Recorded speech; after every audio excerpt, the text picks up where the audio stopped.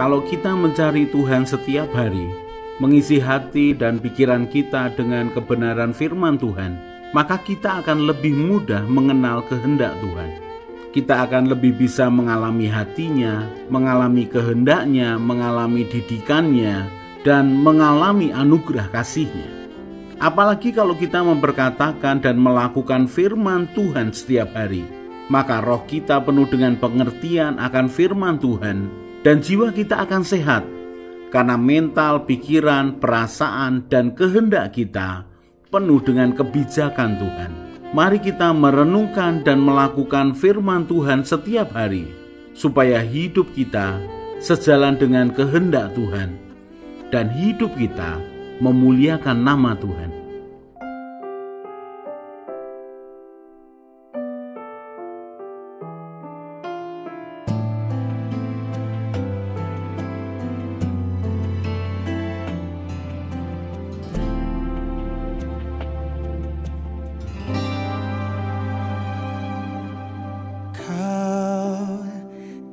Hatiku, kau di pikiranku, dan bawaku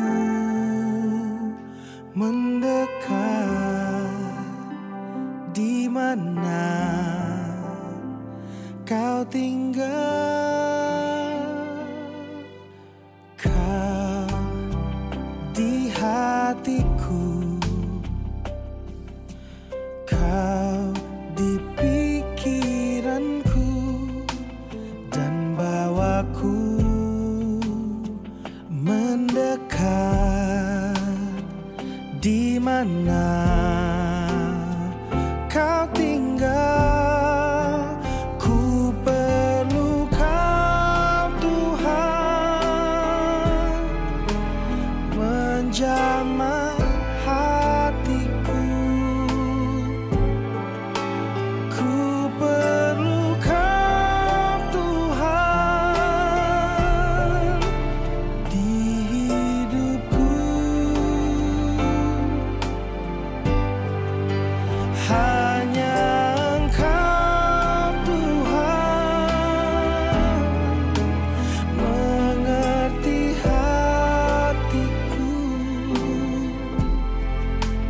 Hanya Engkau, Tuhan, yang ku perlu.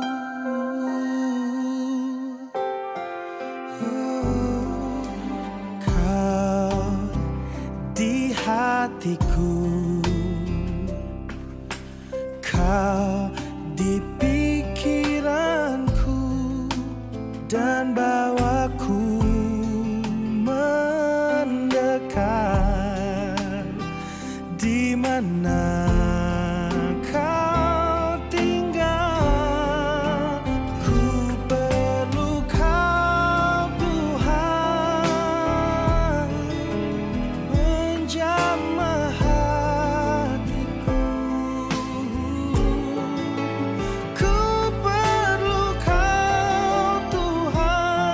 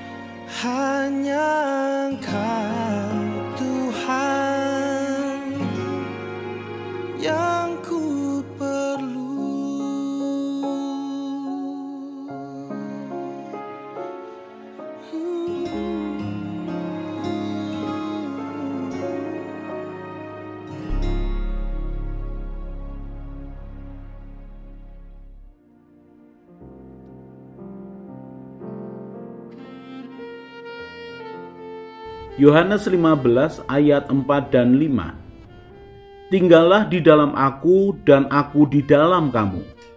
Sama seperti ranting tidak dapat berbuah dari dirinya sendiri, kalau ia tidak tinggal pada pokok anggur, demikian juga kamu tidak berbuah jikalau kamu tidak tinggal di dalam aku.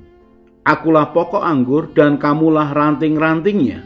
Barang siapa tinggal di dalam aku dan aku di dalam dia, ia berbuah banyak. Sebab di luar aku, kamu tidak dapat berbuat apa-apa.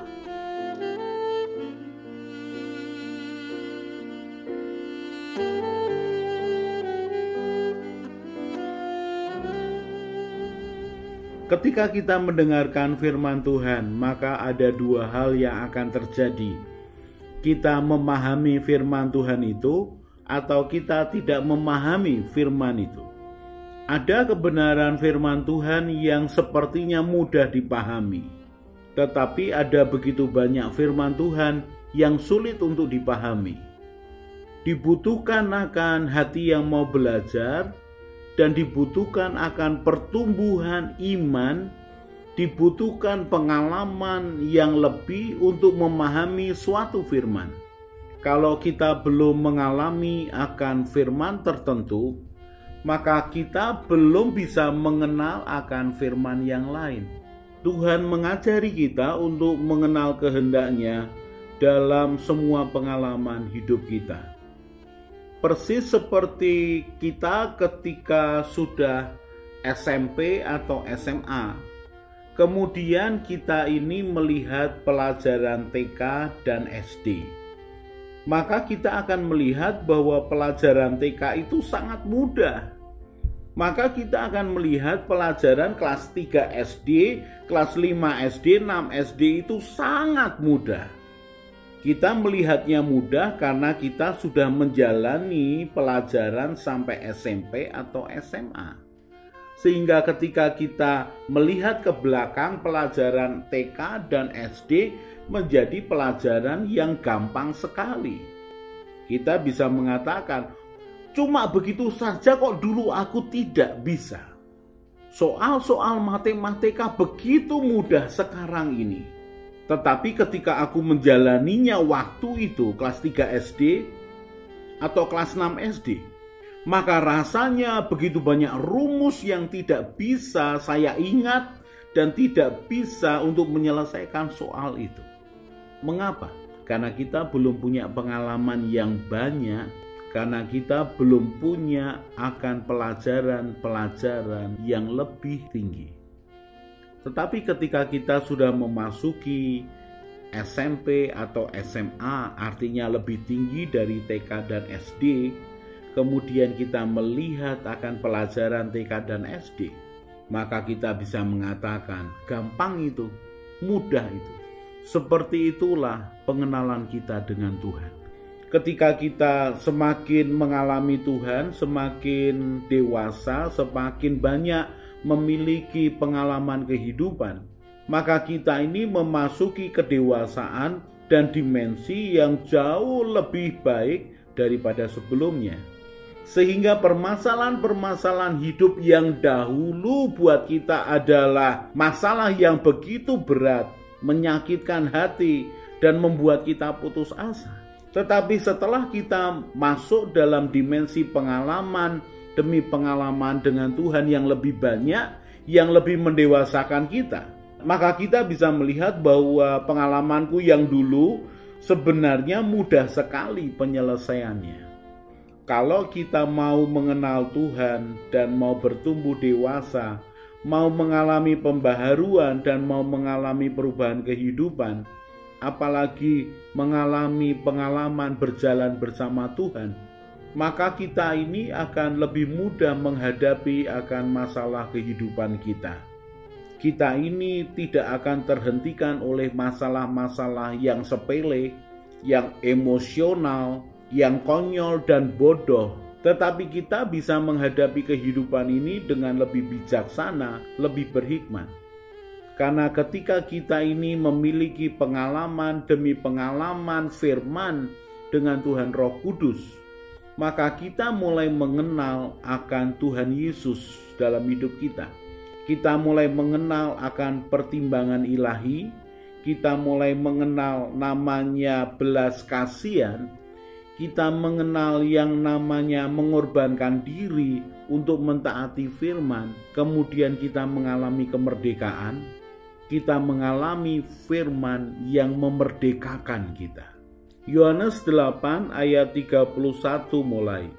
Maka katanya kepada orang-orang Yahudi yang percaya kepadanya, "Jikalau kamu tetap dalam firman-Ku, kamu benar-benar adalah murid-Ku, dan kamu akan mengetahui kebenaran, dan kebenaran itu akan memerdekakan kamu."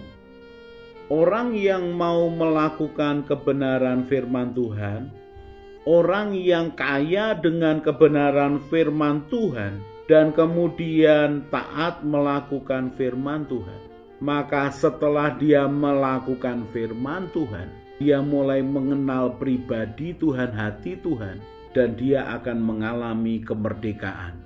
Ketika dia mulai meminta maaf dan terima akan pengampunan, dia mulai mengerti bahwa dorongan untuk meminta maaf itu datangnya dari Tuhan. Dan ketika dia terima pengampunan, dia melihat Tuhan yang campur tangan. Firman memberikan kemerdekaan, membangun hubungan dengan orang lain jauh lebih baik dengan pengalaman pengampunan. Ketika pada suatu kali engkau terdorong untuk mendoakan seseorang tanpa engkau tahu alasannya, engkau mengambil waktu, menyebut namanya, mendoakan dia, engkau bersyafaat untuk dia. Dan 2 minggu kemudian ketika engkau bertemu dengan dia menceritakan bagaimana 2 minggu sebelumnya dia mengalami tekanan yang begitu berat. Dia datang kepada Tuhan dan Tuhan memberikan kelegaan. Ketika ditanyakan waktunya jam berapa, maka dia menjawab jamnya, dan engkau tahu bahwa itu saat yang sama di mana engkau didorong oleh Tuhan untuk mendoakan yang bersangkutan. Maka engkau tahu kalau Tuhan menyuruhmu mendoakan seseorang dan seseorang itu tertolong, engkau juga akan mengalami hal yang sama. Ketika engkau mengalami kesulitan, maka Tuhan Roh Kudus akan dorong orang lain untuk mendoakan kamu, dan itu menolongmu untuk mengalami Tuhan yang lebih lagi. Orang yang melakukan kebenaran firman Tuhan akan melihat bukti daripada kebenaran itu. Tuhan Yesus mendorong murid-muridnya untuk bisa mengolah apa yang mereka lihat dan mereka alami menjadi sesuatu yang ilahi. Tetapi tidak semua muridnya memiliki akan kemampuan itu. Walaupun mereka mendengar Tuhan berbicara, melihat langsung akan mukjizat dan peristiwa-peristiwa ajaib, ternyata murid-muridnya belum tentu memahami apa yang terjadi. Kita tahu bahwa setelah semuanya lewat, setelah Tuhan Yesus disalib kemudian bangkit pada hari yang ketiga, 40 hari bersama-sama dengan mereka, lalu Tuhan naik ke surga dan dia berikan Tuhan Roh Kudus dalam hidup mereka, baptisan Roh Kudus di dalam Kisah Rasul pasal yang kedua. Maka saat itulah murid-muridnya membicarakan perkataan Tuhan Yesus sekian tahun yang lalu, di mana Tuhan Yesus mengajar mereka dan mereka tidak mengerti apa yang dimaksudkannya. Mungkin mereka bisa mengatakan, sungguh bodoh kita itu, sungguh keras kepala kita itu. Mengapa ketika Tuhan membicarakan tentang penderitaannya, kita tidak mengertinya, malah kita sibuk dengan agenda kita masing-masing. Mereka membicarakan perkataan Tuhan, pengajaran Tuhan lebih hidup lagi setelah mereka mengalami pertumbuhan rohani yang lebih dewasa di dalam Tuhan. Ketika mereka mulai mengajar orang lain tentang apa yang Tuhan Yesus lakukan, apa yang Tuhan Yesus ajarkan, itu menjadi sesuatu yang nyata yang diajarkan mereka kepada orang lain. Dan mereka mengatakan, di zaman itu sekian tahun yang lalu ketika Tuhan Yesus mengajarkannya kepada kami, sungguh kami ini bodoh, sungguh kami ini keras kepala, sungguh kami ini bebal. Tetapi sekarang kami tahu apa yang difirmankannya itu baik buat kita. Apa yang difirmankannya itu berkuasa untuk menyelamatkan kita. Murid-muridnya mengajarkan kebenaran firman Tuhan dengan keyakinan yang jauh lebih baik daripada sebelumnya. Kita perhatikan akan khotbah Petrus di hadapan ribuan orang di Yerusalem setelah pencurahan Roh Kudus itu terjadi. Kisah Rasul pasal yang kedua ayat yang ke-22 mulai. Hai orang-orang Israel, dengarlah perkataan ini. Yang aku maksudkan ialah Yesus dari Nazaret, seorang yang telah ditentukan Allah dan yang dinyatakan kepadamu dengan kekuatan-kekuatan dan mujizat-mujizat dan tanda-tanda yang dilakukan oleh Allah dengan perantaraan Dia di tengah-tengah kamu, seperti yang kamu tahu. Dia yang diserahkan Allah menurut maksud dan rencananya telah kamu salibkan dan kamu bunuh oleh tangan bangsa-bangsa durhaka. Tetapi Allah membangkitkan Dia dengan melepaskan Dia dari sengsara maut, karena tidak mungkin Ia tetap berada dalam kuasa maut itu. Saudara, kita perhatikan ketika Petrus mengatakan tentang Tuhan Yesus di dalam ayat yang ke-22. Ada hal yang menarik yang dikatakan Petrus dengan penekanan yang lebih yakin. Dia katakan, Yesus dari Nazaret, seorang yang telah ditentukan Allah dan yang dinyatakan kepadamu dengan kekuatan-kekuatan dan mujizat-mujizat dengan tanda-tanda yang dilakukan oleh Allah. Saudaraku, Petrus lebih yakin menceritakan tentang siapa Tuhan Yesus di hadapan ribuan orang-orang Yahudi di Yerusalem pada waktu itu. Dia memiliki keyakinan yang jauh lebih baik karena dia mengalami kenyataan dari semua yang disampaikan oleh Tuhan Yesus. Dia tambah yakin siapa Tuhan Yesus.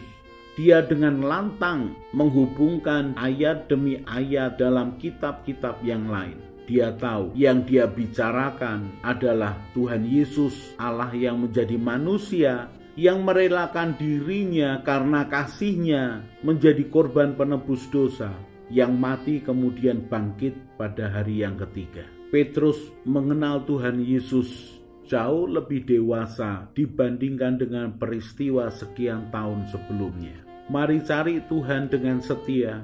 Mari taati kebenarannya dengan segenap hati, supaya ketika kita melakukan firman Tuhan, maka Tuhan Yesus itu akan menyatakan kepribadiannya lebih lagi dalam hidup kita. Mari terus setia dan dalam takut akan Tuhan menjalani kehidupan, menjauhi kejahatan dan melakukan kebenarannya. Maka kita akan memasuki dimensi yang baru, dimensi pengenalan akan pribadi Tuhan yang jauh lebih ajaib, jauh lebih menjawab akan kebutuhan kita dan menjadikan pertolongan buat orang-orang di sekitar kita.